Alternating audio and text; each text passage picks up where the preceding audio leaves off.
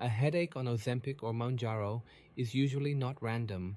In many people, the drug is not hurting the head directly in one simple step. The headache often begins after appetite drops, fluids fall, meals get smaller, or blood sugar shifts. That difference matters because the right fix depends on what changed first, not on the symptom name alone. Some headaches are mild and short. Others are the first visible sign that the body is running low on fluid, calories, or both. Many people blame the shot. A better question is what changed in eating, drinking, sleep, or diabetes treatment before the headache began. That split becomes clearer once you look at the body changes underneath it. One headache improves with food, water, and time.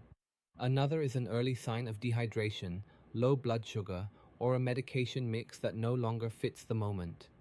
I'm Dr. Kim, a licensed physician. This is not medical advice. Consult your doctor. Ozempic, semaglutide, and Mounjaro, tirzepatide, both reduce appetite. They can also slow how fast the stomach empties. That helps with weight loss and blood sugar control. It also means some people may eat and drink less than they need, while still expecting their body to perform as if nothing has changed. The most common pathway behind headache is dehydration. When appetite falls, fluid intake often falls with it. If nausea, vomiting, diarrhea, or constipation also show up, the body loses even more room to adapt. A dull, heavy headache can appear early, long before someone looks obviously dry or sick. The next pathway is underfueling. Some people are glad that hunger fades, so they keep going with coffee, a few bites, and long gaps between meals. That can cause headache, fatigue, brain fog, and irritability, even without dangerous low blood sugar. The brain notices reduced fuel quickly, especially after poor sleep or a demanding day. That pattern is still different from true low blood sugar. True hypoglycemia matters most in people also using insulin or a sulfonylurea. A sulfonylurea is a diabetes pill that pushes the body to release more insulin. In that setting, headache may come with sweating, shakiness, weakness, blurred vision, confusion, or a fast heartbeat. Timing also helps with interpretation.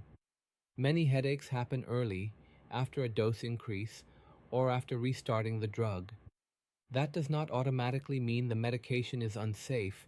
It means missed meals, low fluids, or nausea can cause symptoms faster during those windows. That is when even small misses in food and fluid can start causing symptoms faster. A person may be pleased with weight loss and still be building the exact setup that leads to headache. Weight loss success does not protect you from dehydration. A smaller appetite does not guarantee steady nutrition. Routine changes matter too. A busy workday, a skipped breakfast, a light lunch, and a late dinner can feel ordinary. On these drugs, that pattern may hit harder than before. The medication changes the margin, even when the day itself does not look dramatic. In many cases, the headache is not the main problem. It is the signal that the real problem started earlier. Fluid intake fell behind, meals became erratic, nausea was ignored, or glucose-lowering treatment was never adjusted to match the new appetite. That is why the same symptom can point to very different situations. One person needs better hydration and steadier meals. Another may be moving toward more serious low blood sugar. Another may be sleeping badly because reflux, nausea, or late eating started after the injections. Caffeine can make that pattern harder to read. A tired person who is eating less may drink more coffee, not less. That can worsen dehydration and suppress appetite. Then caffeine withdrawal can layer on top of the same headache. Sleep can do the same thing. Nausea, reflux, hunger, or late meals can break sleep after these drugs start working. The next day begins with less reserve, lower pain tolerance, more coffee, and less steady fluid or calorie intake. Several smaller changes can stack into one symptom. Another common mistake is thinking one normal glucose reading explains the whole headache. A person may check glucose once, see that it is not low, and stop thinking. But dehydration, poor intake, and poor sleep can still be driving the headache. One reassuring number does not erase the bigger pattern. Those different pathways create different risk patterns. A mild headache after poor intake may improve with fluids and food. That is very different from headache with repeated vomiting, minimal urination, sweating, shakiness, or confusion. The second pattern needs more caution, especially in people taking other diabetes drugs. An intense headache is not routine if it comes with fainting, one-sided weakness, or trouble speaking. It is not routine with chest pain or vision changes that do not clear. At that point, home troubleshooting should stop. If those red flags are absent, check the simpler causes first. Start with 4 questions.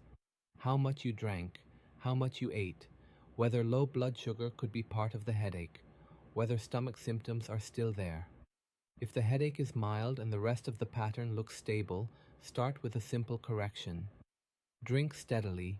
Eat a small meal or snack with carbohydrate and protein if you have barely eaten. Pull back from hard exercise for the day. Do not try to power through with caffeine while continuing to eat almost nothing.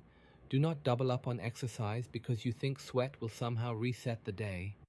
Do not assume the next injection will fix a headache that actually came from low intake, dehydration, or poor recovery. If symptoms suggest low blood sugar, check your glucose if you can.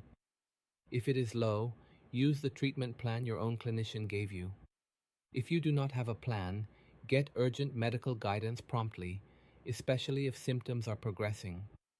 Guessing is a poor strategy once sweating, shakiness, or confusion is already present. Get help faster if urine output is clearly dropping or the pattern is worsening even without low glucose. Call your prescriber soon if headaches repeat after each injection. Call if they keep returning after dose increases. Call if they no longer improve with food and fluids. Call sooner rather than later if the same pattern keeps returning. Prevention matters after that. Prevention is mostly about avoiding extremes. These drugs leave less room for all or nothing habits. Tiny meals, low fluid intake, extra coffee, and a normal work schedule can combine into one bad day. Smaller steady meals, planned hydration, and extra caution during the first weeks or after dose changes usually lower the risk. Reviewing the full medication list belongs in prevention, not just treatment. Diuretics, insulin, sulfonylureas, and some blood pressure medicines can make a bad intake day hit harder. The injection is often only one part of the larger pattern behind the headache. Noticing your own repeat pattern can help prevent the next headache. Some people get headaches after very low-calorie days. Others get them after poor sleep, hard workouts, or heavy caffeine. The bottom line is simple. Most headaches on Ozempic or Mounjaro are not mysterious, and they are not all the same. In many cases, the head pain is a late signal, not the first problem. It is usually the clue that something changed earlier in fluid, food, blood sugar, sleep, or daily routine. Medicine, simplified. That's what this channel does. If you want more, hit subscribe. This is not medical advice. Consult your doctor.